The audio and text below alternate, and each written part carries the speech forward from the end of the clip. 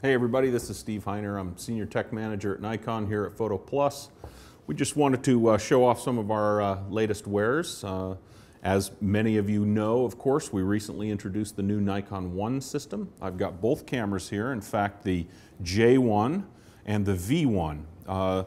These are cameras that are designed to be the sort of perfect balance of high technology and simple operation for a customer who really likes to be creative and capture their world, but yet doesn't want to be encumbered with a large system. So we really designed this system from the ground up to be very small.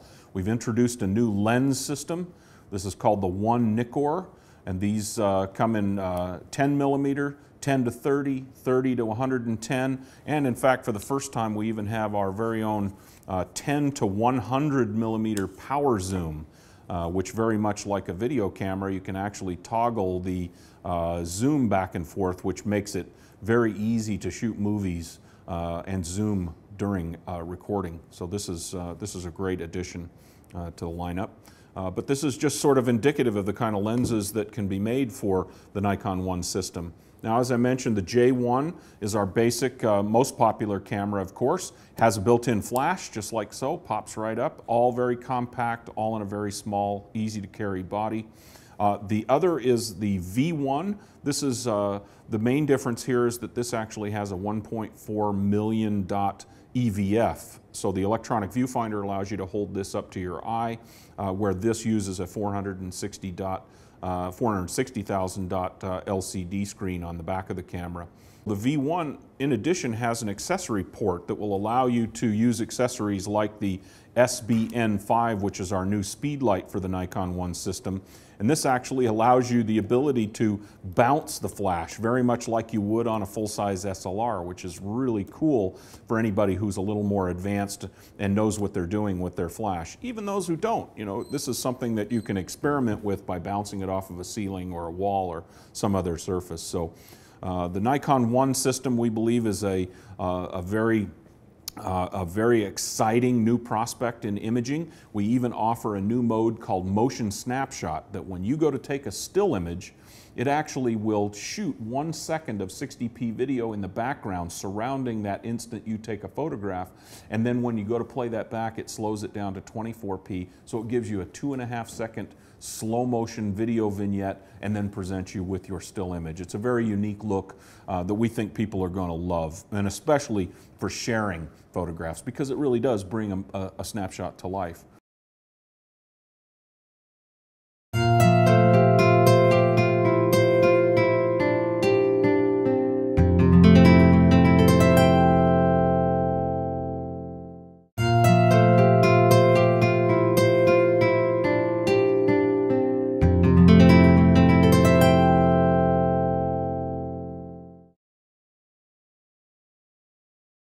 These cameras also feature a smart photo selector where it'll shoot 20 photographs at 30 frames per second and narrow those down to the best 5 pictures based on criteria that's built into the analyzation software of the camera. It will look for open eyes versus closed eyes, for blur, anything else that makes for a bad photograph, and it throws those away and leaves you with the best 5 and puts the best on top. Here's the back of the V1 right here. You can see the LCD screen on the back of the camera, just like so. This has 4 very simple modes. The first is motion snapshot. The second is smart photo selector, where it takes multiple photographs all in one instant. Then we have our regular still photography mode, and last but not least, our full HD movie mode, which allows you to shoot in 1080p or 1080 60i. It does indeed. It has full-time autofocus, or you can use single servo autofocus if you want to.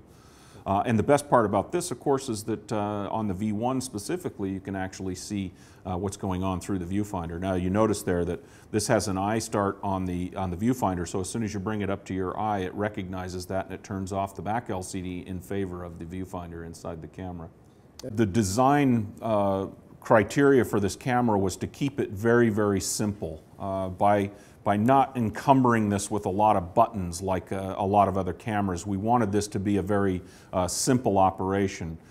You basically can choose from these two new photo opportunities, the motion snapshot and the smart photo selector, but then you have still photography and you have movies like you're traditionally used to.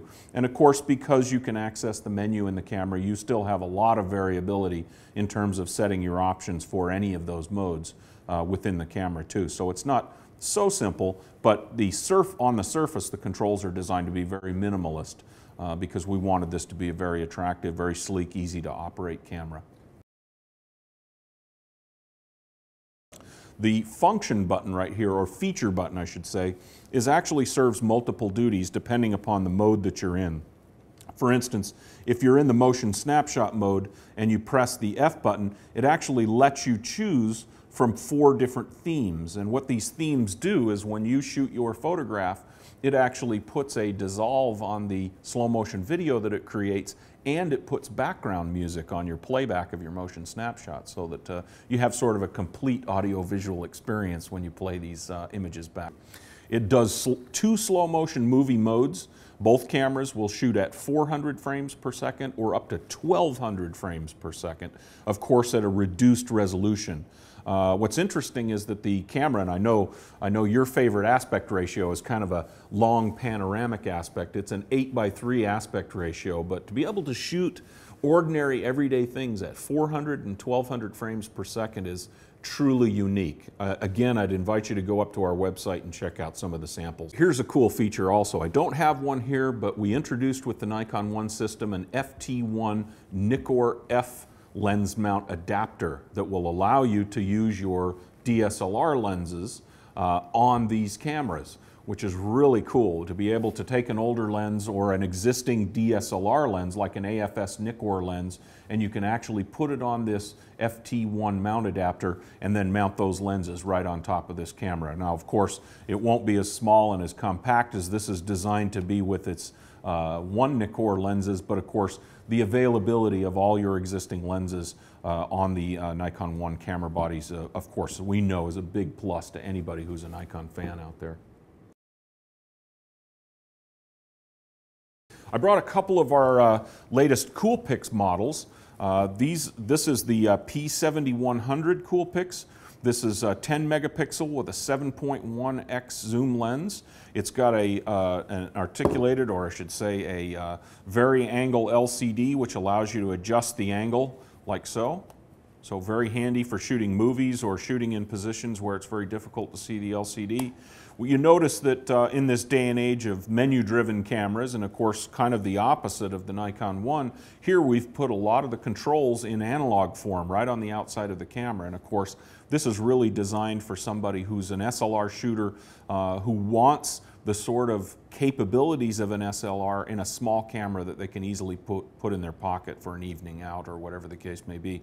So this offers a great deal of control, great deal of opportunity to customize the camera. It shoots our raw images. It actually can shoot continuous. It has 3 user-specific modes. You can also access simple items right on the surface, like the image quality, ISO, white balance can all be accessed by this dial right on top of the camera. And of course it shoots movies as well. So this is a very complete camera for somebody who's used to carrying a DSLR but wants to lighten their load a little bit. So the P7100 is perfect for that kind of customer. This one I'm very happy to see, the AW100 Coolpix. This is an all-weather camera, an all-season camera. This is the kind of camera that adventure people, anybody who likes to go skiing or rafting or mountain climbing, wherever the case, even in extremely cold weather, since this is not only waterproof and shockproof, but it also can be taken down to below 0 temperatures. So this is a camera that's really designed to withstand the rigors of the great outdoors. It also, most appropriately, has a GPS unit built into it and also an e-compass. So you could actually use this to sort of make your way around.